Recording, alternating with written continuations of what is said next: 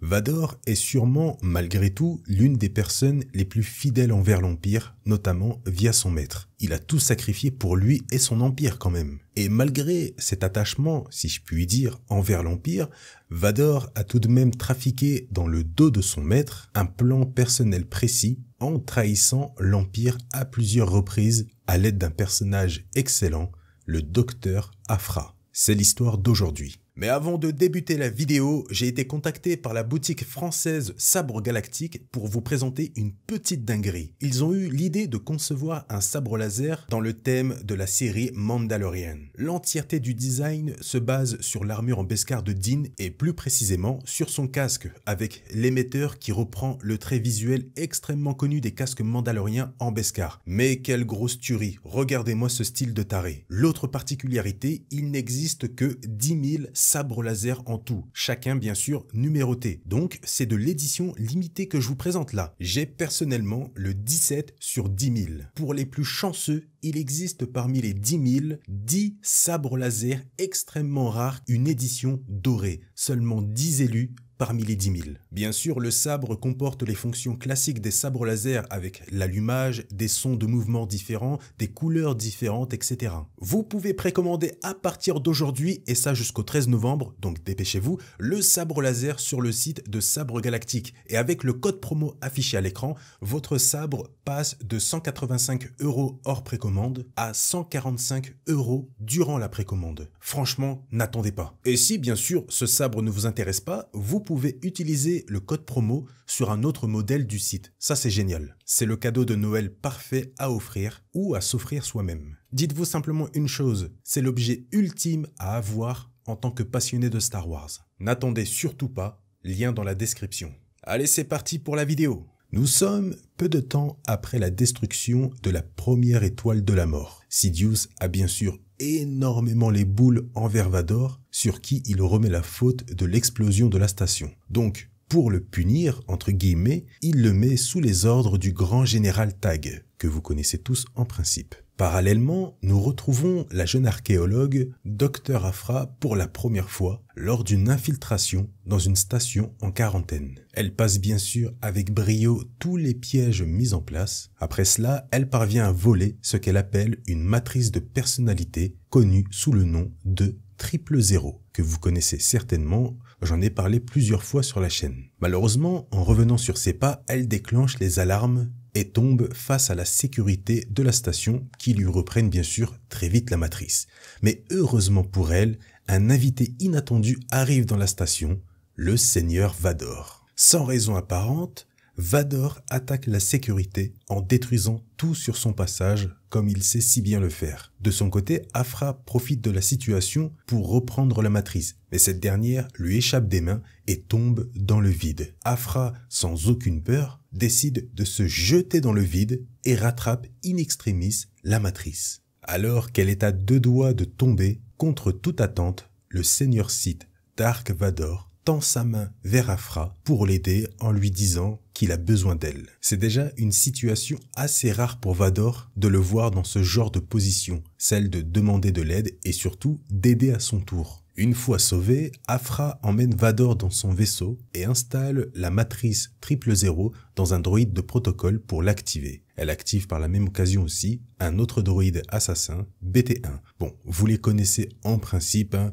J'en ai parlé plusieurs fois de cet excellent duo 000 et BT-1. Bref, après cela, Vador explique à Aphra ce qu'il souhaite. Il désire avoir sous sa responsabilité une armée comme à une certaine époque. Cette époque dont il parle, c'est celle où il était général durant la guerre des clones. Sauf que cette fois-ci, il souhaite une armée privée à lui pour se créer en gros un petit empire secret au sein de l'empire de Palpatine, sans bien sûr que son maître le sache. Et Aphra est la seule qui peut l'aider tout en restant dans le secret. Aphra commence donc sa mission avec Vador en allant tout d'abord sur une planète assez familière pour le site, Geonosis. Une fois sur place, Aphra nous apprend que la planète et tous les Géonosiens ont subi un bombardement et une stérilisation de la part de l'Empire, ce qui a eu pour effet d'éteindre quasiment l'espèce géonosienne. Ils ont tout simplement subi, et ça dans le plus grand des secrets, un génocide. En gros, l'Empire s'est permis de faire ça pour éviter, à l'époque, que le secret de l'étoile de la mort soit découvert. Bref, sur la planète, il ne reste plus rien, mis à part une reine géonosienne, et c'est cette dernière qui possède l'usine de fabrication de droïdes de combat dont Aphra a besoin pour créer l'armée de Vador. Une fois dans une grotte menant à l'usine, il tombe face à plusieurs droïdes B1, mais totalement modifiés de manière assez effrayante, comme si de l'ADN géonosien avait fusionné avec des droïdes de combat. En gros, vu que la reine est stérilisée, elle ne peut plus procréer d'enfants biologiquement. Elle a donc trouvé une alternative, créer des enfants via l'usine de droïdes. C'est assez triste pour elle. Vador et Aphra arrivent finalement dans l'usine, contrôlée par la dernière reine de Geonosis, mais aussi la dernière représentante de cette espèce. La reine étant reliée directement à la machine, elle a fait de cette dernière son utérus. C'est là qu'Aphra se demande finalement si c'est une bonne idée de lui prendre la machine. Le Sith ne perd pas de temps et répond seulement oui. Avec son sabre laser, sans aucune pitié, il tranche et sépare la reine de la machine. Malgré l'intervention de ses enfants, le groupe de Vador parvient sans problème à voler la machine devant une reine désespérée de voir une nouvelle fois son peuple s'éteindre. D'ailleurs, durant la mission, Vador sauve une nouvelle fois Aphra à l'aide de la force. L'image est très belle. Quel gentleman! Une fois de retour dans le vaisseau d'Aphra avec la machine à créer des droïdes, l'archéologue prévient donc Vador qu'il va enfin avoir le droit à sa propre armée de droïdes d'élite secrets. Mais surtout, maintenant que la mission est terminée, elle sait qu'elle n'est plus utile à Vador selon elle. Ce qui veut dire que Vador va la tuer. Forcément, elle se dit « Je suis au courant par rapport au secret de Vador, donc forcément, il ne va pas me laisser vivante. » Mais après un bref moment de silence, Vador lui annonce qu'elle est très efficace et qu'elle ne risque rien avec lui tant qu'elle continue à être utile et surtout tant qu'elle garde le secret concernant son armée privée. C'est quand même beau de voir ça. Sans raison apparente, Vador juge Aphra digne de confiance et surtout il en fait sa protégée tant qu'elle garde le secret. Par la suite, après avoir appris que Luke Skywalker est en réalité son fils, Vador décide de se rendre avec Aphra sur Tatooine, à l'endroit où vivait à l'époque Luke avec son oncle et sa tante. Mais là-bas, il ne trouve rien d'intéressant.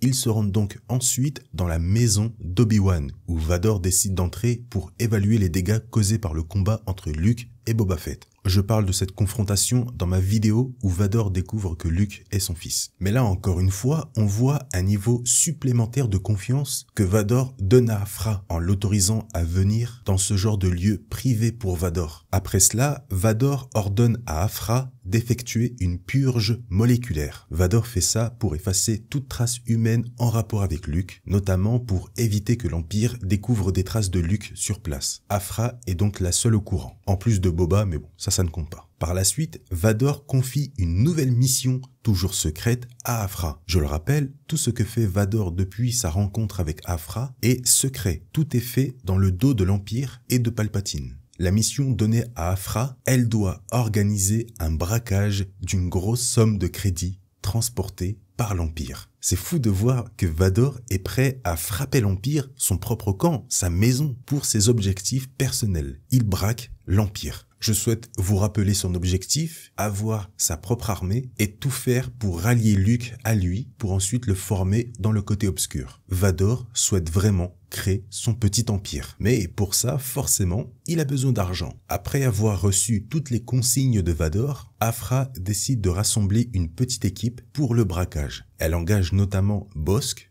que vous connaissez tous, et Krrsantan le Noir, mon favori. Bon, le braquage se passe parfaitement bien. Vador possède maintenant une armée de droïdes privés et quasi infinie et énormément d'argent. Le tout dans le plus grand des secrets. Par la suite, Vador confie une nouvelle mission top secret à Aphra, mais surtout très importante pour lui, retrouver un homme. Mais pas n'importe qui. Grâce à l'argent qu'elle possède, Aphra réussit à avoir des renseignements sur l'homme qu'elle cherche pour Vador. Comodex Tan. Ce n'est pas n'importe qui, puisque c'est l'homme responsable de la préparation du corps de Padmé juste avant ses funérailles. Rien que ça. Après l'avoir torturé à l'aide de 000, Afra lui demande une info importante. Padmé a-t-elle bien mis au monde son enfant avant sa mort? Tan, sous la torture, avoue que oui, elle a eu un fils qui a ensuite été caché par un Jedi tout de suite après sa naissance. Après cela, 000 achève l'homme, et encore une fois pour éviter que l'Empire sache ce genre d'infos. Afra fait par la suite son rapport à Vador en lui confirmant bien que Luke Skywalker est bien son fils, puisque Vador avait tout de même des doutes. Forcément, pour lui, Padmé était morte sur Mustafar, donc toujours avec son enfant en elle. Alors bien sûr, je tiens à dire que malgré ces infos hyper importantes, Afra n'est pas au courant que Luke Skywalker est le fils de Dark Vador. Elle pense seulement que Luke Skywalker intéresse Vador parce qu'il a détruit l'étoile de la mort. Elle ne sait pas que Luke intéresse réellement Vador, non pas parce qu'il a détruit l'étoile de la mort, mais parce que c'est son fils. Ni qu'en dessous de l'armure, il y a Anakin Skywalker. Après la confirmation, Vador confie une nouvelle mission secrète à Afra, avoir le maximum d'infos pour savoir où se trouve Luke avant que l'Empire ne le retrouve. C'est la peur principale de Vador. Il ne veut pas que l'Empire mette la main sur Luke, mais il veut surtout le protéger de l'Empereur, du moins à ce moment-là de l'histoire. Afra se rend donc une nouvelle fois chez son informateur qui sait bien sûr où se cache Luke. Mais forcément bien sûr, une info de ce genre coûte très cher. Heureusement pour Afra, grâce à l'argent du braquage orchestré par Vador, elle a tout ce qu'il faut pour le payer. Et ça c'est vraiment fou de voir à quel point Vador a tout prévu de A à Z. Il savait que pour retrouver son fils secrètement, il avait besoin d'argent. Argent qu'il a volé des mains de l'Empire. Bref. Afra paye l'informateur qui donne ensuite l'info. Luke Skywalker se trouve sur la planète Vrogasvas. Après obtention de cette info, Vador et Afra décident de s'y rendre ensemble avec comme objectif de retrouver Luke. Mais au moment où Vador affronte les rebelles tout en essayant de se rapprocher de la position de Luke, l'Empire attaque la planète. Vador est en fait espionné depuis un moment par le commandant Carbine. Et il a notamment appris que Luke Skywalker intéresse bizarrement trop Vador. Il l'a donc suivi pour capturer Luke à son tour et l'amener devant l'empereur. Bien sûr, sachant que c'est une mission secrète pour Vador, l'empereur ne doit pas être au courant de cela. Donc Vador confronte Carbine pour le tuer. Alors que Vador affronte Carbine et donc techniquement l'Empire, Afra, pour aider Vador, fonce avec son énorme vaisseau directement sur l'adversaire de Vador, comme ça d'un coup. Le Sith le finit ensuite avec son sabre laser. Entre-temps, il apprend que Luke s'est fait capturer par l'Empire à bord d'une navette. Ne voulant absolument pas laisser Luke aux impériaux, Vador réussit à l'aide de la force à faire s'écraser au loin la navette. Han et compagnie en profitent pour aider Luke et ensemble, ils s'échappent devant un Vador stoïque qui ne tente rien pour les arrêter. Ils préfèrent tout de même que Luke soit avec les rebelles qu'avec l'Empire. Le problème, c'est que les rebelles ont réussi à capturer Afra. Et ça, c'est très mauvais pour Vador, parce que sa trahison envers l'Empire pourrait s'ébruiter si Afra parle. Et si Afra parle, la trahison de Vador atterrira quoi qu'il arrive dans les oreilles de Palpatine. Mais en plus de ça, Afra pourrait parler de l'importance que Luke a pour Vador. Et si Palpatine apprend ça, Vador perd tout. Ce dernier décide donc d'engager plusieurs chasseurs de primes pour retrouver Afra, vivante ou morte. Il s'en fiche complètement tant qu'elle ne dévoile pas sa trahison et son intérêt pour Luke. Finalement, de son côté, Afra parvient à s'enfuir de sa prison rebelle et, sachant très bien que Vador la cherche pour l'éliminer, par peur qu'elle ne dévoile tout ce que Vador a fait, Afra se rend d'elle-même à l'Empire avec un plan en tête. Après que Vador ait terminé sa mission de son côté, il se présente à son maître pour faire son rapport. Mais là, Palpatine lui annonce « Votre assistante m'a tout raconté, Seigneur Vador. » Et là, Afra apparaît, ce qui veut dire qu'elle lui a raconté tout ce que Vador a fait dans le dos de l'Empire. Aïe, tout ce qu'il voulait éviter est arrivé. Mais avec surprise, Palpatine félicite son apprenti. Et oui, agir dans l'ombre comme l'a fait Vador, c'est exactement la manière des Sith. Le maître est donc content de son apprenti et il décide même de le laisser tête à tête avec Afra. Dans un grand silence, Vador dit à Afra « Suivez-moi ». Cette dernière, bien sûr, commence à stresser, parce que là, tout se retourne contre elle. Elle tente de s'excuser, qu'elle ne voulait pas le trahir, qu'elle a fait ça pour rentrer dans les bonnes grâces de l'empereur et donc être protégée. Mais elle précise tout de même une chose importante. Elle n'a pas révélé le véritable secret de Vador, son intérêt pour Luke. Mais le Sith s'en fiche complètement. Il ouvre les portes du sas de son vaisseau et ordonne à Aphra d'entrer. Cette dernière refuse. L'une des plus grandes peurs d'Aphra, c'est de mourir dans le vide de l'espace. Mais Vador la force à entrer dans le sas et l'enferme, tandis qu'elle est en pleurs. Et sans pitié, le Sith l'éjecte dans le vide.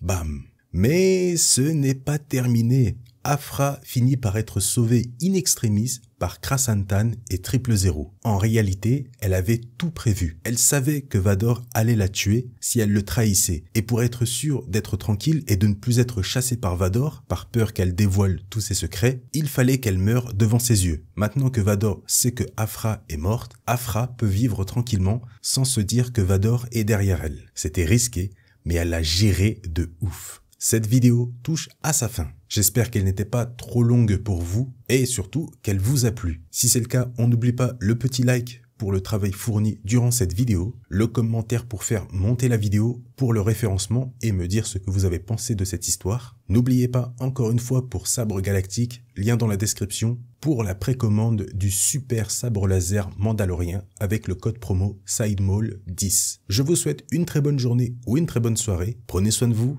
et à la prochaine.